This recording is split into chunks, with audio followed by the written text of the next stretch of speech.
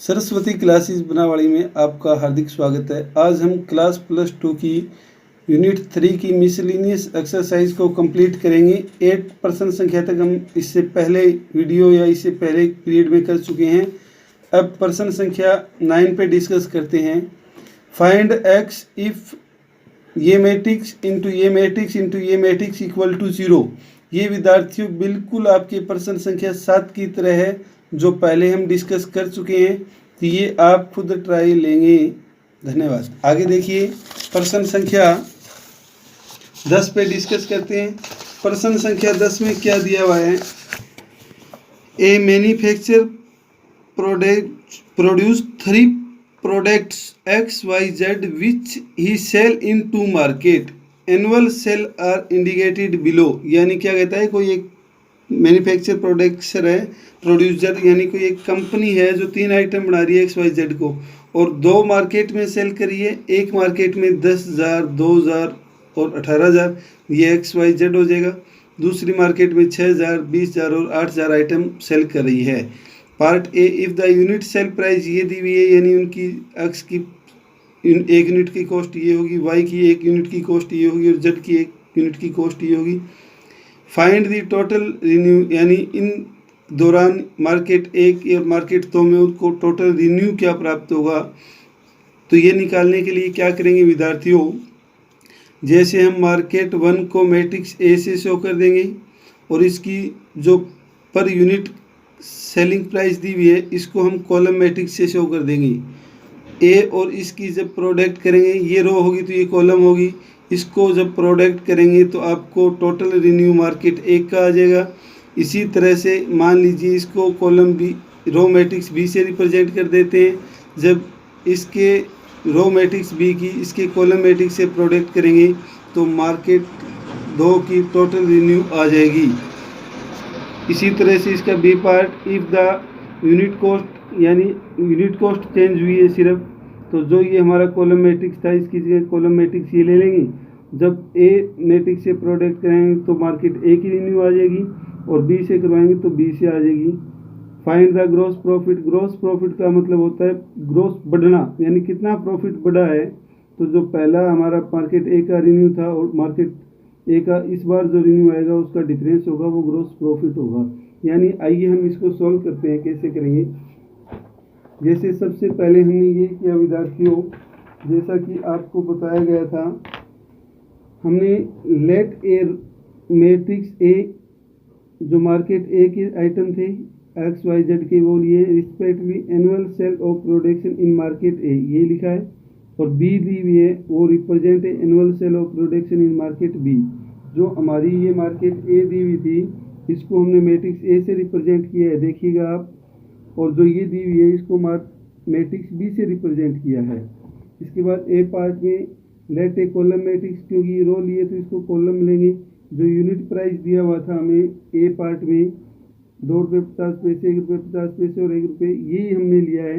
Represent a unit sale price of production X Y and Z. अब total revenue in market 1 A और C की product की हमने। ए हमारे पास ये दिया हुआ था, सी हमारे पास ये था।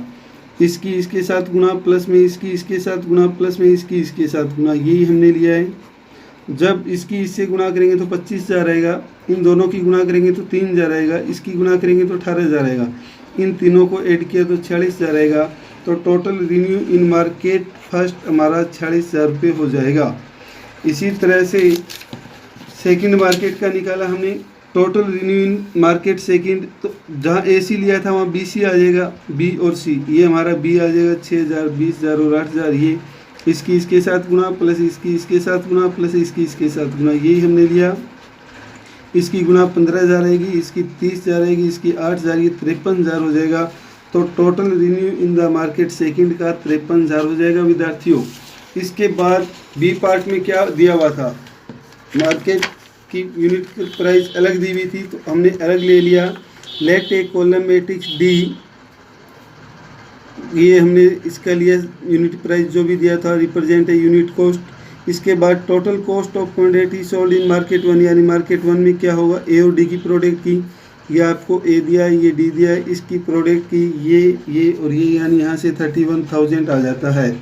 अब ग्रॉस प्रॉफिट के लिए क्या करेंगे विद्यार्थियों, इसके अंदर मार्केट एक में 46,000 था और यहाँ पे आया है 31,000, तो जो इनका डिफरेंस है 15,000, ये आपका ग्रॉस प्रॉफिट होगा।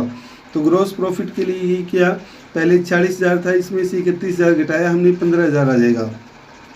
इसी तरह से हमने सेकंड मार्केट का निकाला, also total cost of quantity sold in market second, B D लिया, ये आपका बी है, ये आपका डी है, प्रोडक्ट की इनको ऐड किया, ये 36,000 आ जाता है, जो कि पहले विद्यार्थियों 53,000 था, अब 36,000 है। तो ग्रॉस प्रॉफिट इसमें से ये घटा देंगे, यानी 53,000 में से 36,000 को घटाया तो ये ग्रॉस प्रॉफिट आपका 17,000 आता है। और लास्ट में हमने ये बताया ग्रॉस प्रॉफिट आर 15,000 एंड 17,000। तो इस तरह से आपका प्रश्न संख्या 10 कंप्लीट होता है। प्रश्न संख्या 11 के अंदर क्या कहता है, find the matrix x, x matrix निकालना है सो दैट एक्स और इन दोनों की प्रोडक्ट है विद्यार्थियों ये आएगी।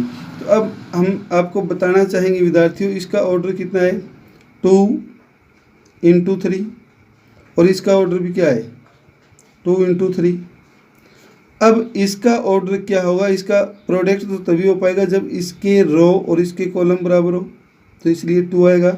फिर दूसरा, हमने जब ऑर्डर ऑफ मैट्रिक्स की चर्चा की या प्रोडक्ट की चर्चा की तो हमने ये भी डिस्कस किया था विद्यार्थियों कि इन दोनों की गुणा का जो ये ऑर्डर होता है ये आता कैसे है, ये ऐसे आता है कि इसके तो कॉलम आते हैं, 3 यहाँ है, यहाँ कॉलम है, और आगे वाली मैट्रिक्स के रो आते हैं, यहाँ 2 दिया हुआ है, इसका मतलब इसके रो भी 2 होंगी।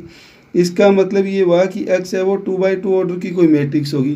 तो x कोई भी हम 2/2 ऑर्डर की मैट्रिक्स मान लेंगे, ए बी सी डी, उसकी इसके साथ प्रोडक्ट करेंगे, फिर हम कंपैरिजन करेंगे, ए बी सी का मान आएगा और ऐसे हम x निकालेंगे। देखिए कैसे करेंगे, जैसे हमने x मान लिया विद्यार्थियों, ये ए बी सी और डी 2/2 ऑर्डर की, ये आपको बताया क्यों ली हमने, इज द रिक्वायर्ड मैट्रिक्स होगी।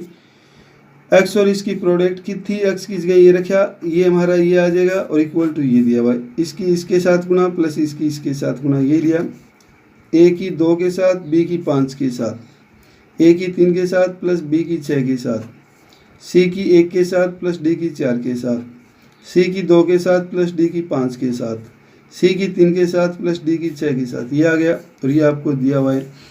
ऑन इक्वलिटी करस्पॉन्डिंग एलिमेंट, यानी 2 मैट्रिक्स बराबर है, बराबर तभी होंगे जब ये इसके बराबर हो, फिर ये इसके बराबर हो, ये इसके बराबर हो। ऐसा ही किया विद्यार्थियों हमने, ये इक्वेशन 1, इक्वेशन 2, इक्वेशन 3, 4, 5, 6 तक लिख दिया हमने। इसके बाद देखा हम इन 2 को सोल्व करते हैं तो इसका वेरिएबल सेम करते हैं, इसको 2 से गुणा किया और उसके बाद इसमें से घटाया, ऐसा ही हमने लिखा है। मल्टीप्लाई 1/2 आफ्टर मल्टीप्लीकेशन 2 - 1, ये आपकी 2 है और जब हमने 1 को 2 से मल्टीप्लाई किया तो 2a + 8b - 14 आएगा, जो हमने यहाँ लिखा।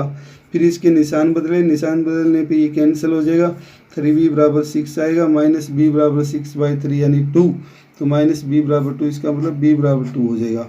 जब हमने b का मान इक्वेशन 1 में रखा, b की जगह यहाँ, तो ये -8 = 7 और ये इधर आके 8 होगा, a = 1 आ जाएगा। इसी तरह से विद्यार्थियों यदि आप चेक करना चाहो तो इसके अंदर चेक कर सकते हो, रख के ए और बी का मान = 9 आ गए तो हमारे सही है, अदरवाइज रॉन्ग है।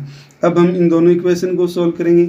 सॉल्व करते समय फिर वही सेम काम, सी का कोफिशिएंट सेम करते हैं, इसको 2 से गुणा किया, इसको 2 से गुणा करके इसमें से घटाएंगे, डी का मान मिल जाएगा, डी का मान यहाँ रखेंगे, सी का मान मिल जाएगा।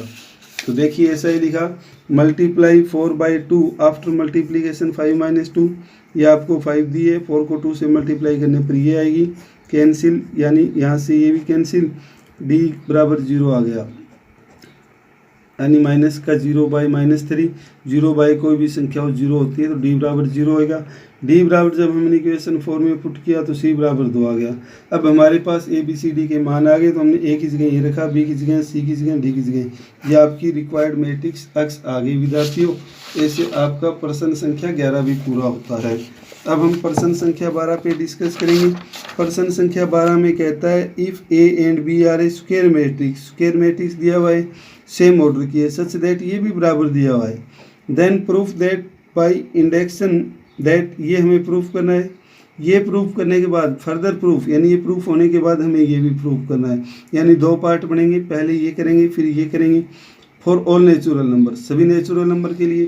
तो जहाँ पर भी ये सम इस तरह का सिंबल आ जाए फॉर सभी नेचुरल नंबर के लिए, जैसे पार्ट पर्सन संख्या 1 2 3 में दिया था, सेम वे विद्यार्थियों by principle of mathematics induction हम प्रूफ करेंगे इसको। और कैसे करते हैं देखिए, जैसे ये आपको दिया हुआ है। अब हम क्या करेंगे, सबसे पहले n=1 लिया, 1 लिया तो यहाँ पे 1 रखेंगे, यहाँ पे भी 1 रखेंगे। लेफ्ट हैंड साइड में ये आ जाता है, राइट हैंड साइड में ये आ जाता है। ये आपको दिया हुआ है गिवन, तो ये दोनों बराबर हो गए, लेफ्ट और राइट बराबर होते, ये प्रूफ हो जाता है n=1 के लिए। फिर हम क्या करते थे, we assume that it is true for n=k, n=k के लिए इसे ट्रू मानते थे, तो यहाँ पे हमने n की जगह k रखा, तो विद्यार्थियों ये आ जाएगा जो इक्वेशन 1 ली। फिर we shall proof that it is true for n=k+1, फिर इसको n=k+1 के लिए प्रूफ करते थे, तो जहाँ पे n था वहाँ हमने k+1 रखा। ये आपकी लेफ्ट हैंड साइड है, ये राइट हैंड साइड है। लेफ्ट हैंड साइड लेके चलेंगे विद्यार्थियों, लेफ्ट हैंड साइड लेके चले हम, ये आ जाएगा b⁻k+1 है, इसको चाहें तो b⁻k और b⁻1 लिख सकते हैं। फिर हमने क्या किया, इन दोनों को इकट्ठा ले लिया और इसको एज इट इज रख दिया। अब इक्वेशन 1 हमें ये कहती है a b⁻k को b⁻ka लिख सकते हैं, तो इसकी जगह हमने ये लिख दिया इक्वेशन 1 से। अब यहाँ पे विद्यार्थियों हमने क्या किया, इन दोनों को फिर इकट्ठा लिख दिया। ये हमें बराबर दिया हुआ था ab बराबर ba, तो ab की जगह ba रख दिया। फिर b⁻k और ये b⁻1, इन दोनों को ऐड किया, b⁻k+1 a आ गई। ये आपकी राइट हैंड साइड आती है, लेफ्ट हैंड साइड और राइट हैंड साइड बराबर होगी। It is true for n=k+1, n=k+1 के लिए प्रूफ होते हैं, हम लिखते थे hence by principle of mathematics index it is true for all natural number, ये सभी नेचुरल नंबर के लिए प्रूफ होता है। अब इसी तरह से इसका सेकंड पार्ट करेंगे विद्यार्थियों। सेकंड पार्ट में हमें ये दिया हुआ है, ये दिया हुआ है, तो सबसे पहले n=1 वही सेम काम, यहाँ पे हमने पावर 1 रखी, ये आ जाएगा। फिर यहाँ पे भी 1 1 रखा, ये आ जाएगी। ये दोनों सेम ही है, लेफ्ट और राइट बराबर आ गई, ये ट्रू होगा n=1 के लिए। ऐसा हर बार होता ही था विद्यार्थियों, +1 में भी हमने 4th चैप्टर किया, और जहाँ भी हमें by principal of mathematics index proof करना हो n=1 के लिए होता ही है, ये हम मान के चलते हैं। मेन पॉइंट हमारा इससे आगे ये होता है, ये प्रूफ होते ही ये प्रूफ हो जाता है। यहाँ हमने माना we assume that it is true for n=k, जहाँ n था वहाँ k रख दिया, ये आ जाता है हमारे पास। We shall proof that it is true for ये, तो हमने जहाँ पे n था वहाँ पे k+1 रखा। अब हम लेफ्ट हैंड साइड लेके चलते हैं, राइट हैंड साइड लेके आएंगे। तो यहाँ पे हमने क्या किया विद्यार्थियों, पावर k+1 थी, एक बार पावर k ली, एक बार 1।